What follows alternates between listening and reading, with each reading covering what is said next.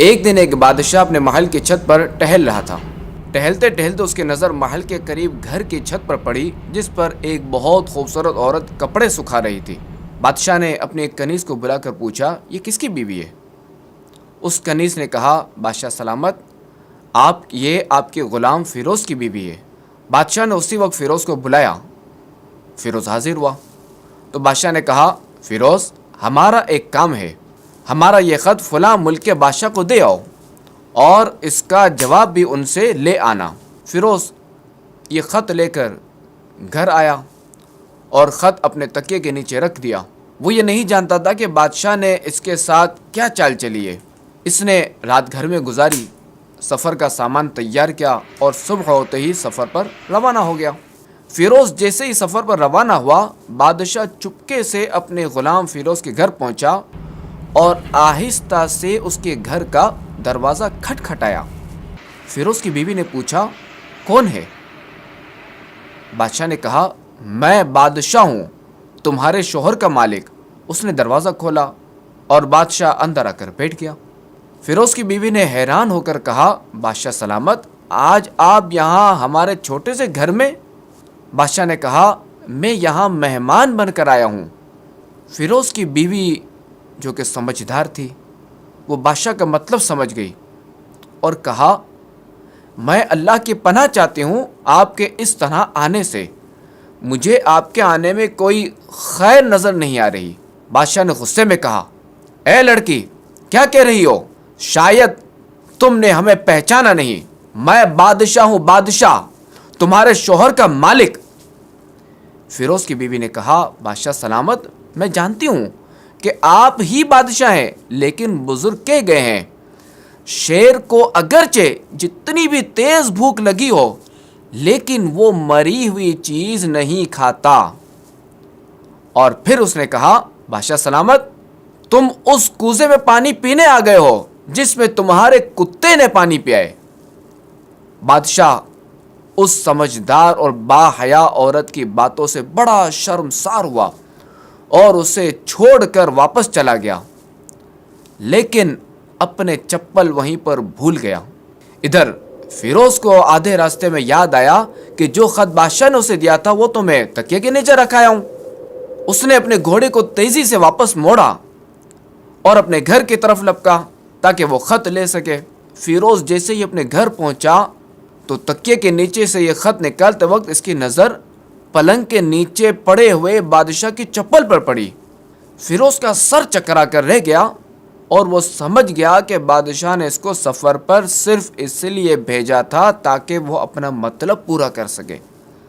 فیروز کسی کو کچھ بتائے بغیر چپ چاپ گھر سے خط لے کر نکلا اور چل پڑا، اور کام ختم کرنے کے بعد بادشاہ کے پاس واپس آیا تو بادشاہ نے اسے انعام کے طور پر 100 دینار دیے۔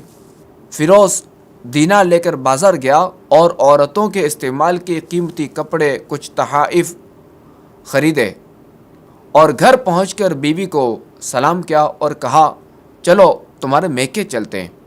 بیوی نے پوچھا، یہ کیا ہے؟ تو کہا، بادشاہ نے انعام دیا ہے اور میں جانتا ہوں کہ یہ پہن کر اپنے گھر والوں کو بھی دکھاؤ۔ بیوی، جیسے آپ چاہیں۔ بیوی تیار ہوئی اور اپنے والدین کے گھر اپنے شوہر کے ساتھ روانہ ہوئی۔ لڑکی کے گھر والے اپنے داماد اور بیٹی اور ان کے لائے ہوئے تحفوں کو دیکھ کر بہت خوش ہوئے۔ فیروز بیوی کو چھوڑ کر واپس آ گیا اور 1 مہینہ گزرنے کے بعد بھی وہ بیوی کو واپس نہ لایا اور نہ ہی اس کے بارے میں کوئی خیر خبر لی۔ اور پھر کچھ دن کے بعد اس کی بیوی کے بھائی اس سے ملنے آئے اور اس سے پوچھا، کیا آپ ہماری بہن سے غصے میں ہیں اور کیا ناراض ہیں؟ اگر ہاں تو اس کی وجہ بتائیں، یا پھر ہم آپ کو عدالت میں لے جائیں گے اور قاضی کے سامنے پیش کریں گے۔ تو اس نے کہا، اگر تم قاضی کے پاس جانا چاہتے ہو تو چلے جاؤ، لیکن میں نے اس کے تمام حقوق ادا کر دیے ہیں۔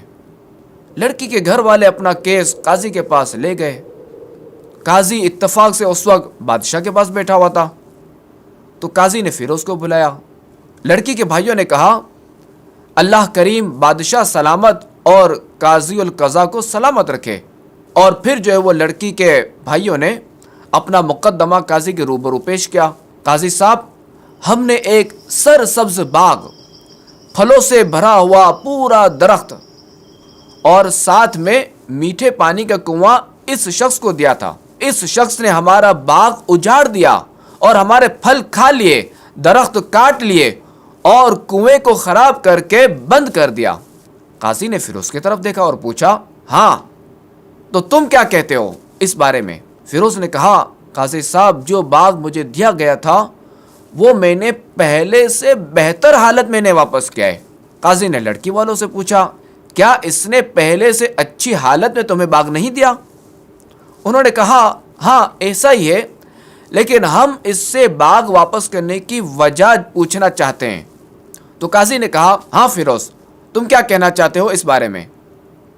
فیروز نے کہا، قاضی صاحب، میں نے باغ کسی بغض یا نفرت کی وجہ سے نہیں چھوڑا، بلکہ اس لیے چھوڑا کہ ایک دن میں باغ میں آیا تو اس میں نے شیر کے پنجوں کے نشان دیکھے۔ مجھے خوف ہوا کہ شیر کہیں مجھے کھا نہ جائے، اس لیے میں نے باغ میں جانا بند کر دیا۔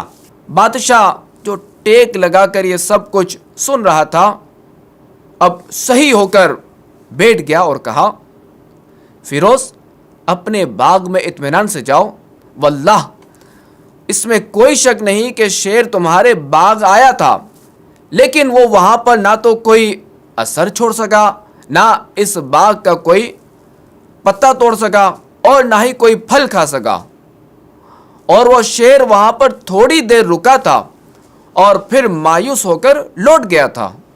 اور خدا کی قسم، تمہارے باغ کے آس پاس جتنی مضبوط دیواریں میں نے دیکھی، ایسی دیواریں کہیں نہیں دیکھی۔ یہ بات سن کر فیروز اپنے گھر لوٹ آیا اور اپنی بیوی کو بھی واپس لے لیا۔ دیکھا آپ نے، نہ تو قاضی کو اور نہ ہی کسی اور کو پتا چلا کہ اصل ماجرا کیا ہے۔ اور اس مختصر واقعے سے سبق یہ ملتا ہے کہ اپنے گھروں کے راز کسی پر ظاہر نہ ہونے دو۔ دوسرا یہ کہ حیا ایمان کا ایک حصہ ہے، کیونکہ حیادار شخص گناہوں سے باز رہتا ہے اور فرائض کو انجام دیتا ہے، اور یہ سب اللہ پر ایمان کے سبب ہوتا ہے۔ جب دل ایمان سے بھرا ہوا ہو تو وہ آدمی گناہوں سے رکتا ہے۔